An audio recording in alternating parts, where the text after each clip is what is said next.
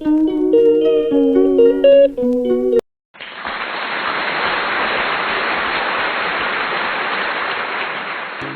Friends, आज हम आप लोगों को मिलाने जा रहे हैं एक ऐसे व्यक्ति से जो 9 महीने बाद जहाज़ से आए हैं, यानी कि पानी वाले जहाज़ से आए हैं। फील करिए, आप लोगों को अगर 9 महीने तक पानी में रहने के लिए कह दिया जाए तो आप लोगों को कैसा लगेगा। तो चलिए बात करते हैं क्या क्या वो चैलेंजेस फेस करते हैं। मिलते हैं शुभम सचान से, जो इस समय मर्चेंट नेवी में 3rd ऑफिसर हैं। जी शुभम सचान, आपका बहुत बहुत वेलकम है हमारे इस चैनल में। अपना परिचय दीजिए हमारे दर्शकों को। नमस्कार जी, मेरा नाम शुभम सचान है और मैं अभी as a 3rd officer cell कर रहा हूँ। अभी मेरा कुछ दिन में प्रमोशन होने वाला है, तो soon to be 2nd officer हूँ। बहुत बहुत आपको कॉन्ग्रेचुलेशंस। आप बहुत जल्द प्रमोट होने वाले हैं। आप 3rd ऑफिसर से 2nd ऑफिसर में। थैंक यू सर जी, बहुत धन्यवाद आपका। और अच्छा शुभम जी, ये बताएं कि आपकी यात्रा कैसे शुरू हुई। जो 9 महीने का ड्यूरेशन लाया, बड़ा लंबा टाइम होता है ये, तो कैसे क्या मैनेज करते हैं, क्या क्या चैलेंजेस आए आपके सामने, क्योंकि हर जगह पानी पानी रहता है। तो किस तरह से हमारी मतलब व्यूवर्स जानना चाहते हैं कि कैसा फील होता है। फील इज़ लाइक कि देखिए, जब आप वेरी इनिशियल स्टेज में जब आप उसमें जाते हैं तो आपको थोड़ा ज़्यादा अपने आप को मेकअप करना पड़ता है, लाइक जी इस इन्वायरमेंट में ढलना होता है। जैसे मेरा पर्सनल एक्सपीरियंस था, जब मैं 2016 में first time as a cadet मैंने ज्वाइन किया एज अ ट्रेनिंग। ओके। तो वो पहला शिफ्ट में पहला कदम रखते ही मैं सोच रहा था कि ये कौन सी दुनिया है। तो मैं एक नई दुनिया में आया हूँ जो मैंने आज तक देखी नहीं। बिल्कुल अलग डिफरेंस, सब कुछ अलग है, चारों तरफ पानी है, शिप है, उसमें मैं गिने चुने वो 20, 25, 26 लोग हैं। हालांकि वो मेरा बहुत पुराना शिप था, तो उस वजह से उसमें रिक्वायरमेंट ज़्यादा लोगों की थी जी। और उसमें 7 नेशनलिटीज़ थे हम लोग, Ukrainian, Latvian, Philippines, Indian, Russian, Georgian. अच्छा, 7 लोग अलग अलग कंट्री से आप लोग 7 थे। नेशनलिटीज़ थी, लोग थे हम लोग उसमें 26 से 27 लोग, इतना जहाँ तक मुझे याद है 26 से 27। एक दूसरे से कम्युनिकेशन करने में एक्चुअली मैं जो शिप की ऑफिशियल लैंग्वेज है वो इंग्लिश है, तो अभी जो वहाँ पर जो भी काम कर रहा है तो सारा कम्युनिकेशन इंग्लिश में हो जाता है, तो ओके। वजह से। अच्छा, ये थोड़ा सा बताइए कि शिप में जैसे कि चलता है तो वेव्स वगैरह भी आती होंगी, लहरें भी आती होंगी, तो कैसा फील होता है। कभी कभी तो मैंने तो ये भी सुन रखा है, र्यूमर है कि कैसा है, आप बताएं कि झटके आते हैं कि कभी कभी ऐसा होता है इंजरी भी हो जाती है। इंजरी देखिए डिपेंड करता है। अभी जैसे मेरा इस बार का एक्सपीरियंस था, मैंने ज्वाइन किया साउथ कोरिया से, फिर हम लोग पैसिफिक होते हुए पनामा ट्रांजिट करते हुए ह्यूस्टन गए लोडिंग। तो ये एक जो वॉयस था हमारा ज्वाइनिंग के जस्ट बाद में, ये पैसिफिक था। और उसके बाद जो मेरे सारे रूट्स थे, बाकी रिमेनिंग जो टेन्योर में ऑन बोर्ड था इस कॉन्ट्रैक्ट पे जी, तो उसमें मैं पूरा अटलांटिक ही करता था, पूरा अटलांटिक ओशन, यूएस में मार्कोसुक और ह्यूस्टन से लोडिंग एंड डिस्चार्जिंग इधर यूरोप लाइक नॉर्वे एंड इधर यूके लाइक फ्रेंचमाउथ, Teesport like that. Okay. And for bunkering हम लोग जाते थे स्वीडन और डेनमार्क। तो स्वीडन और डेनमार्क के बारे में मैंने ये सुना है कि विंटर सीजन में इनके जो पोर्ट होते हैं वो ब्लॉक हो जाते हैं, कुछ ऐसा है क्या। अभी देखिए हम ना ये एक ऐसा है कि आप इसमें ना बंद नहीं कर सकते कुछ भी। तो अभी जैसे हम लोग नॉर्वे जाते थे जी, अभी माइनस में टेम्परेचर्स होता था, तो उसके लिए विंटर के लिए कोल्ड वेदर प्रिकॉशंस लेने होते हैं। अच्छा। तो वो सारे प्रिकॉशंस आप फॉलो करने पड़ते हैं। अभी जब आप ऐसे किसी क्लाइमेट में जा रहे हैं, ऐसे किसी कंट्री में आप जा रहे हो, तो आपको वो एक पूरे हमारी एक्चुअली बेसिकली उसकी चेकलिस्ट होती है। हर एक काम को करने के पहले, परफॉर्म करने के पहले, हर एक टास्क के लिए डिफरेंट चेकलिस्ट दी गई है जी। तो ये कोल्ड वेदर प्रिकॉशन भी एक चेकलिस्ट है। अच्छा, उसी में सब आ जाता है। हाँ जी। अच्छा शुभम जी, ये बताएं कि आपको कभी ऐसा फेस करने को मिला है, जैसे कि हमने सुन रखा था कि अफ्रीका से जब कोई शिप जाता है तो वहाँ पे बॉन्डेज बना लिया जाता है, किसी को कैदी बना लिया गया अपनी डिमांड्स को पूरा करने के लिए, डाकू वगैरह, कुछ ऐसा भी होता है कुछ। हालांकि अभी जब मैं ऑन बोर्ड था, पिछले हफ्ते की बात है, तो एक न्यूज़ आई थी कि एक बल्क कैरियर शिप में को अरेस्ट कर लिया था उन लोगों ने, लाइक किडनैप कर लिया था, अरेस्ट नहीं करेंगे, और उसमें कैप्टन को, बाकी 2 किसी और रैंक्स के ऑफिसर्स को भी उन्होंने बंदी बना लिया था। तो हालांकि ऐसा पॉसिबल, वो इंडियंस थे अच्छा, जहाँ तक मुझे पता है शायद इंडियन ही थे, और वो वेस्ट कोस्ट ऑफ अफ्रीका में थे। कंट्री का मुझे नाम अभी याद नहीं आ रहा है किस कंट्री में, बट वेस्ट कोस्ट था अफ्रीका का। और उनके शिप को हाईजैक कर लिया था। हालांकि अभी क्या है रिक्वायरमेंट, जो आपके हाई रिस्क एरियाज में आते हैं, HRA बोलते हैं जिसको। अच्छा, HRA बोलते हैं, HRA हाई रिस्क एरियाज होते हैं ये कोऑर्डिनेट्स डिफाइन किए गए हैं। तो बेसिकली जब आप इन एरियाज को ट्रांजिट करते हो तो आपको एडिशनल सिक्योरिटी गार्ड और शिप में भी एडिशनल मिलता है, आपको मेजर्स लेने पड़ते हैं कई सारे। तो हमारा एक शिप सिक्योरिटी प्लान होता है, उसके अकॉर्डिंग अपने शिप में क्या क्या हम कर सकते हैं। क्या इंडियन नेवी भी आप लोगों की हेल्प करती है?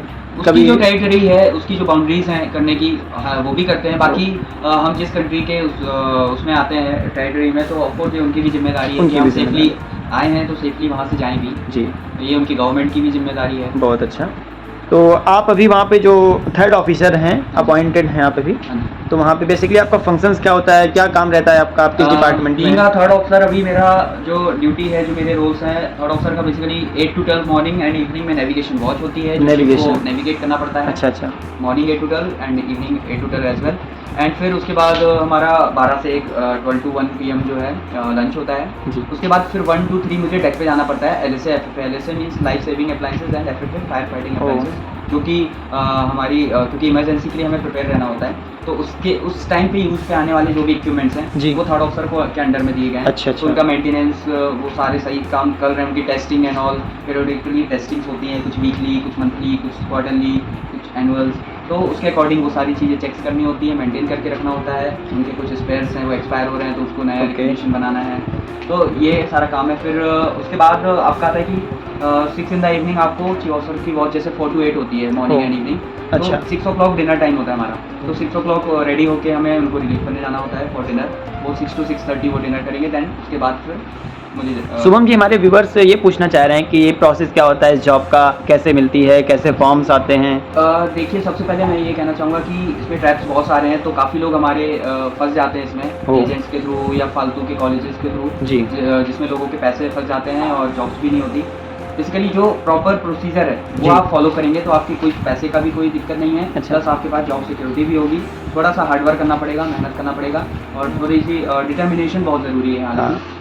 तो यही है। जैसे कि मैंने 2015 में जैसे ही मैंने अपना +2 कंप्लीट किया, जी। उसके बाद IMUCT, इंडियन मैरीटाइम यूनिवर्सिटी, उसका एग्ज़ाम कंडक्ट कराती है फॉर एंट्रेंस। अच्छा, ये ऑल इंडिया में होता है? ऑल ओवर इंडिया होता All over है, India ऑनलाइन में। एग्ज़ाम होता है। जी 2015 में जैसे मैं अपना बताता हूँ, मैंने अप्रैल में फॉर्म फिल किया। जी 9th ऑफ मई को फिर मेरा एग्ज़ाम था ऑनलाइन।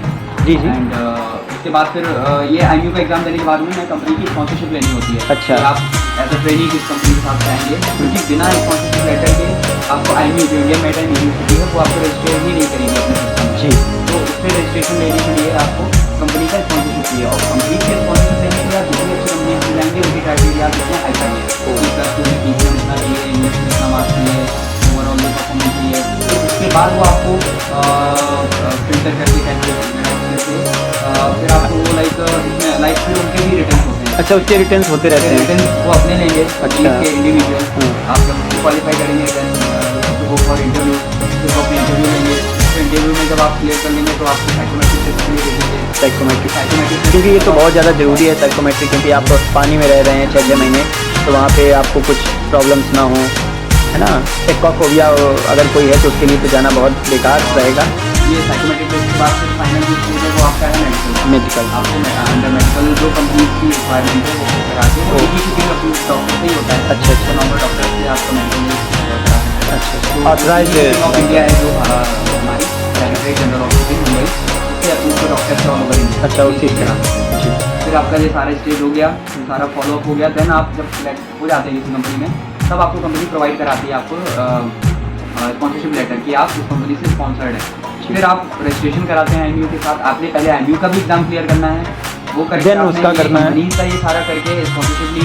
फिर आपने IMU से अपना रजिस्ट्रेशन कराया, एक कॉलेज अच्छा सा चुना और फिर उधर एडमिशन लेके आपने DNS 1 साल का किया। हालांकि इसमें BSc भी होता है, क्योंकि मैं प्रेफर करता हूँ कि DNS अभी अच्छा ऑप्शन, क्योंकि पहले BSc थोड़ा एक अच्छा ऑप्शन होता था, लेकिन अभी क्या है जो BSc की डिग्री भी है, क्योंकि अभी आपका डिस्टेंस लर्निंग प्रोग्राम चलता है। जी हाँ, उससे कर सकते हैं आप। मैंने BSc अलग से नहीं किया, मैंने इसी में डिस्टेंस लर्निंग प्रोग्राम करते हुए मैंने भी ग्रेजुएशन की डिग्री तो 1 साल ही आपका टाइम लगेगा ऐसे, और आप अपना ट्रेनिंग स्टार्ट हो जाएगी। तो 1 साल कॉलेज में करके फिर 18 मंथ की रिक्वायरमेंट है ऑन बोर्ड ट्रेनिंग। अच्छा, 1 साल टूर पे कॉलेज में, एंड फिर नॉर्मली कंपनी 6-7 मंथ से 3 कॉन्ट्रैक्ट पे कंपनी कराती है। तो ये ऐसे करके आपका 18 month as per government of India, shipping of India उनकी रिक्वायरमेंट है। दैन उसके बाद फिर आपको जाना SSCP एंड ऑल जो सब होता है ऑन बोर्ड, आपके टास्क होते हैं कई सारे, बहुत सारी चीज़ें फिर होती रहती हैं इस तरह से। बेसिकली आप अंडर ट्रेनिंग होते हैं ना। हाँ, अंडर ट्रेनिंग होते हैं। टास्क हैं, प्रोजेक्ट्स हैं। तो हम अपने व्यूवर्स से ये कहना चाहेंगे कि ये बहुत मज़ेदार जॉब है, एक्साइटिंग है, बस इसकी थोड़ी सी प्रक्रिया है वो थोड़ी सी अच्छी है, लंबी है, कह सकते हैं।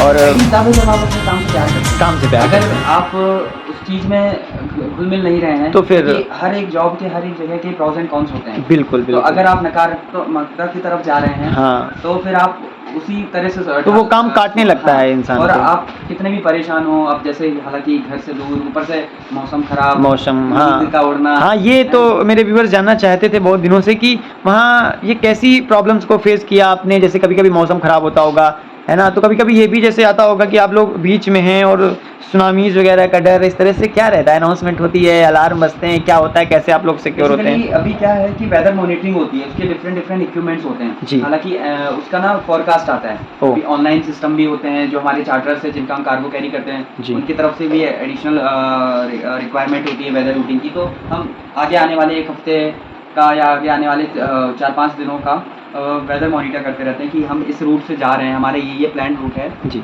तो इस